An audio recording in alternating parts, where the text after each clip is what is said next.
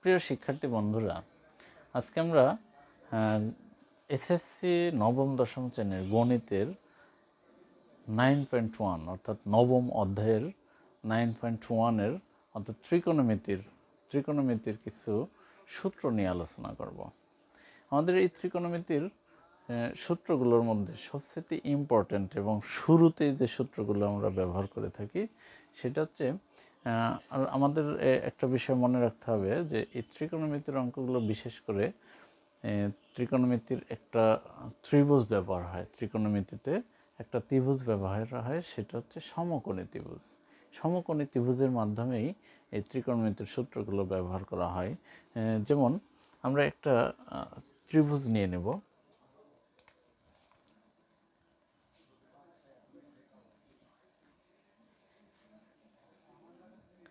ত্রিভুজ এটা হচ্ছে এ বি সি ত্রিভুজ এ বি সি, যেখানে এই সি কোণটা হচ্ছে থিটা কোণ হিসেবে ব্যবহার করব। আমরা সি কোণটাকেই ইউজ করব, সেক্ষেত্রে ওখানে আমরা থিটা ইউজ করলাম। এখন এখানে লক্ষ্য করতে হবে যে এই থিটা কোণ যখন হবে তখন একটা ইম্পর্টেন্ট বিষয় স্মরণ রাখতে হবে যে এই থিটা কোণের বিপরীত দিকে, অর্থাৎ যেই কোণের ব্যবহার করতেছি আমরা সেই কোণের বিপরীত দিকে যে বাহুটা থাকে এই বাহুটার নাম হচ্ছে লম্ব অথবা বিপরীত বাহু। লম্ব অথবা বিপরীত বাহু, এটাকে আমরা লম্ব আকারে লিখতে পারি, লম্ব। এবং এটার এই কোণের সঙ্গে যে নিচের দিকে যে বাহুটা থাকবে সেটার নাম হচ্ছে ভূমি বা সন্নিহিত বাহু। ভূমি অথবা এটার নাম হচ্ছে সন্নিহিত বাহু। আমরা ভূমি আকারে লিখলাম, সংক্ষিপ্ত আকারে। এই দুইটা বাহু আমাদের এই কোণের উপর নির্ভর করে দুইটা বাহু পাচ্ছে, একটা লম্ব একটা ভূমি। অর্থাৎ এই কোণের বিপরীত মুখে যে বাহুটা থাকবে সেটার নাম হচ্ছে লম্ব এবং এই কোণের সঙ্গে যে বাহুটা থাকবে সেটার নাম হচ্ছে সন্নিহিত বাহু বা ভূমি। এরপরে আসি, এটা যেহেতু একটা সমকোণী ত্রিভুজ, এই সমকোণী ত্রিভুজের এই জায়গায় একটা সমকোণ আছে, অর্থাৎ 90 ডিগ্রি কোণ আছে। এখন এটা স্মরণ রাখতে হবে যে এই সমকোণের বিপরীত মুখে যে বাহুটা থাকবে, বিপরীত দিকে যে বাহুটা থাকবে সেটার নাম হচ্ছে অতিভুজ।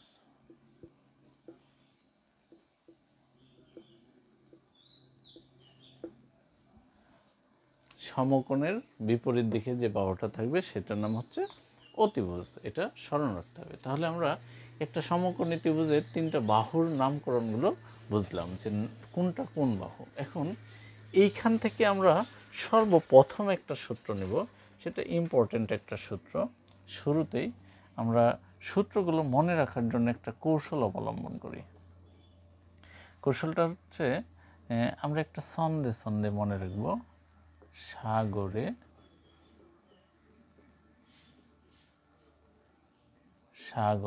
লবণ আছে।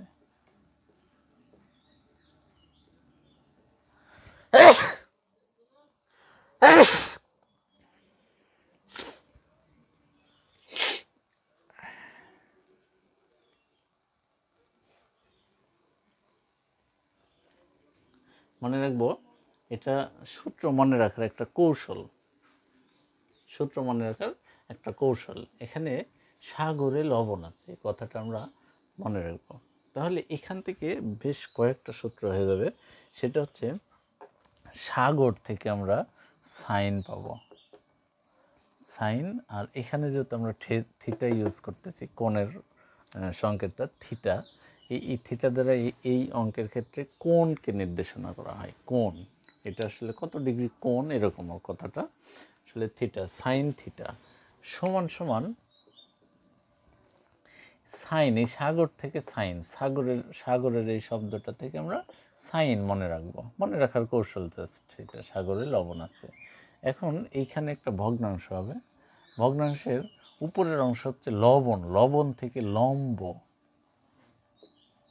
যেটা আমরা এই যে আমরা চিত্রের মধ্যে দেখিয়েছি এটার নাম হচ্ছে লম্ব। এই লম্বটা হচ্ছে উপরে এবং আছে থেকে অতিভুজ,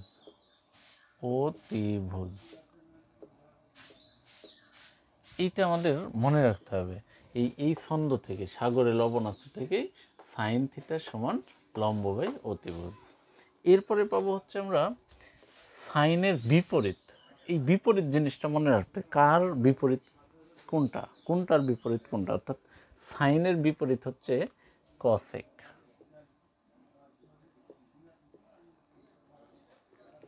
কসেক থিটা তাহলে কি? কসেক থিটা হচ্ছে এটার উল্টোটা, অর্থাৎ অতিভুজ উপরে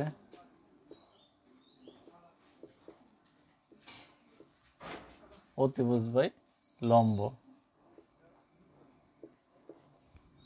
এটা হচ্ছে আমরা সাইন থেকে পেলাম কসেক, কসেক সমান অতিভুজ বাই লম্ব। এবার বুঝতে হবে যে যেহেতু আমরা বললাম সাইন থিটা এবং কসেক থিটা একটা আর একটার বিপরীত, সেক্ষেত্রে আমরা আবারও লিখতে পারি সাইন থিটা সমান কসেকের বিপরীত মানে 1 বাই কসেক, এবং কসেক থিটা ইকুয়াল সেম লিখতে পারি, cosec theta is equal 1 by sine. এই হচ্ছে আমাদের এই একটা ছন্দ থেকে 4টা সূত্র আসলো। এই সূত্রগুলো আমাদের এই প্রসেসে, প্রত্যেকটা অনুপাতেরই সূত্র আছে, এই সূত্রগুলো আমরা এই প্রসেসে মনে রাখবো। আর এই অনুপাতগুলো হচ্ছে অনুপাত, এখানে এই ত্রিকোণমিতিতে 6টা অনুপাত রয়েছে, এগুলো মনে রাখতে হবে। সেটা হচ্ছে সাইন থিটা, আর একটা হচ্ছে কসেক থিটা, একটা আর একটার বিপরীত। আবার যদি কস থিটা নিই তাহলে এটার বিপরীত হচ্ছে সেক থিটা।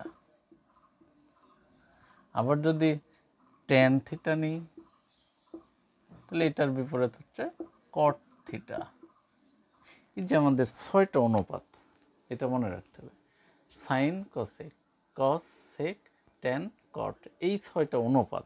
এই 6টা অনুপাতের মধ্যে অলরেডি আমাদের 2টা অনুপাত নিয়ে কাজ করা হলো। 2টা অনুপাত অর্থাৎ সাইন এবং কসেক, এই 2টা নিয়ে আমরা এই সূত্রটা পাচ্ছি। এখন আরও একটা মনে রাখতে হবে, কসেক এবং সেক, কসেক এবং সেক, এই 2টার যে অনুপাতের যে সূত্রগুলো ব্যবহার হবে সেটাও মনে রাখার একটা কৌশল রয়েছে। সেটা হচ্ছে একটা ছন্দ মনে রাখতে হবে, কবরে ভূত আছে। এই ছন্দগুলো মনে রাখতে হবে, কবরে ভূত আছে। এই ছন্দগুলোর মাধ্যমে আমরা সূত্রগুলো মনে রাখতে পারবো। কবরে ভূত আছে, কবর, কবর থেকে কস, এই জিনিসটা মনে রাখতে হবে। কবর শব্দটা থেকে আমরা কস শব্দটা মনে রাখবো। তাহলে কস সমান সমান কি দাঁড়াচ্ছে? ভূত থেকে ভূমি,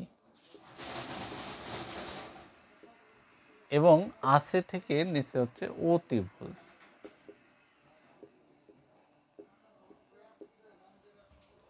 এমনভাবে পেয়ে গেলাম আমরা কস সমান ভূমি বাই অতিভুজ। এখন এই কসটা হচ্ছে সেকের বিপরীত, অর্থাৎ কস এবং সেক একটার একটার বিপরীত। সেক্ষেত্রে আমরা এইটাতেই সেক থিটা লিখতে পারি যে অতিভুজ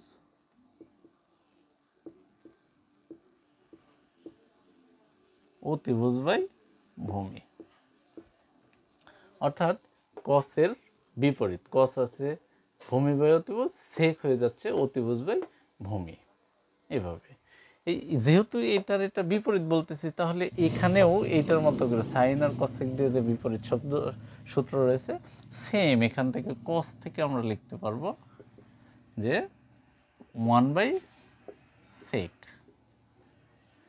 আবার সেক থিটা লিখতে পারবো 1 বাই কস থিটা। এইভাবে আমরা আবারও এইখান থেকে কবরে ভূত আছে এই শব্দটা থেকে আমরা আবারও 4টা সূত্র পেয়ে গেলাম।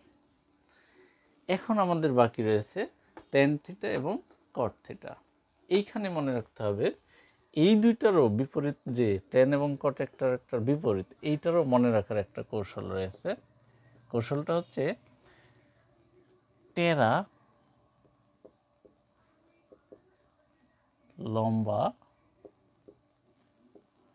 ভূত। টেরা লম্বা ভূত, অর্থাৎ টেরা মানে কানা, লম্বা মানে অনেক লম্বা, ভূত তো ভূতই, তার মানে অনেক লম্বা একটা ভূত। এরকমভাবে এই ছন্দগুলো মনে রাখতে হবে। টেরা লম্বা ভূত, তো টেরা থেকে আমরা পাচ্ছি হচ্ছে টেন, টেরা থেকে পাচ্ছি টেন, টেন থিটা সমান লম্বা থেকে লম্ব, আর ডিভাইডেড বাই ভূত থেকে ভূমি। এইভাবে হচ্ছে আমাদের টেন থিটা সমান লম্ব বাই ভূমি। এরপরে টেন এবং কট যেহেতু একটার বিপরীত, সেক্ষেত্রে কট সমান পাচ্ছি হচ্ছে এইটারই উল্টা, ভূমি বাই লম্ব। এখন এখানে আরেকটা বিষয় লক্ষ্য রাখতে হবে, টেন এবং কট যেহেতু একটার বিপরীত, সেম ভাবে আমরা এখানে আর এখানে পাইলাম যেমন, সেক্ষেত্রে টেন থিটা সমান লিখতে পারি হচ্ছে কটের বিপরীত 1 বাই কট, আবার কট সমান লিখতে পারি আমরা টেনের বিপরীত, কট আর টেন যেহেতু বিপরীত, তাহলে কট সমান লিখতে পারি 1 বাই টেন। এখানে টেন এবং কটের আরও একটি গুরুত্বপূর্ণ সূত্র রয়েছে, এটা খুবই গুরুত্বপূর্ণ। সেটা হচ্ছে টেন সমান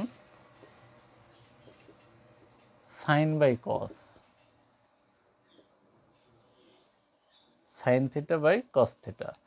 আবার যেহেতু টেন এবং কট বিপরীত, তাহলে কট থিটা সমানও এইটার উল্টোটা, অর্থাৎ কস উপরে cos theta by sine theta. এই ছিল আমাদের স্বাভাবিকভাবে এই 6টি অনুপাতের বিশেষ কয়টা সূত্র ত্রিকোণমিতির 9.1 জন্য। এই সূত্রগুলো আমাদের অবশ্যই কন্ট্রোল করতে হবে, তাহলে আমরা 9.1 অঙ্কগুলো সহজেই করতে পারবো। এখানে আরও কয়েকটি সূত্র রয়েছে, আমরা নেক্সট ক্লাসে বাকি সূত্রগুলো দিয়ে দেব। ধন্যবাদ সকলকে, আসসালামু আলাইকুম।